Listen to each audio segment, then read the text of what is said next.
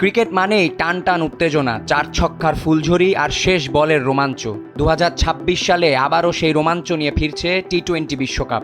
ভারত ও শ্রীলঙ্কার মাটিতে বসবে ক্রিকেটের এই সংক্ষিপ্ত সংস্করণের 10ম আসর। কিন্তু জানেন কি, এই ধুমধারাক্কা ক্রিকেট টুর্নামেন্টের শুরুটা ঠিক কবে এবং কেন হয়েছিল? একসময় টেস্ট আর ওয়ানডে ছিল ক্রিকেটের শেষ কথা, কিন্তু 2002 সালে বেনসন অ্যান্ড হেজেস কাপ বন্ধ হয়ে যাওয়ার পর ইংল্যান্ড ও ওয়েলস ক্রিকেট বোর্ড নতুন কিছুর প্রয়োজন অনুভব করে। সে সময় মাঠের দর্শকের সংখ্যা কমতে শুরু করায় স্পন্সররাও আগ্রহ হারাচ্ছিল।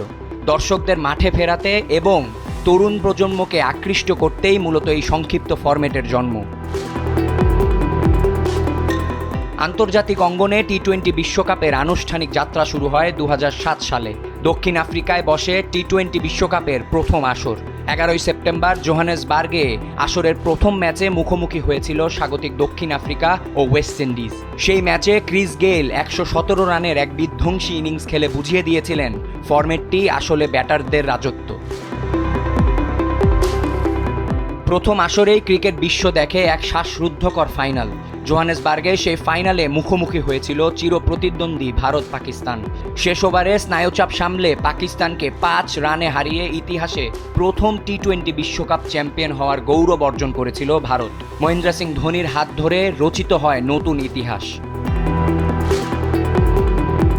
সেই শুরু। এরপর সময় যত গড়িয়েছে টি-20 বিশ্বকাপের জনপ্রিয়তা ততই আকাশ ছুঁয়েছে।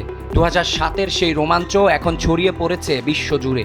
এখন শুধু অপেক্ষা 2026-এর। দেখা যাক এবার কার হাতে ওঠে বিশ্বজয়ের মুকুট। আবিয়াজ ইরতেসাম, সময়ের আলো।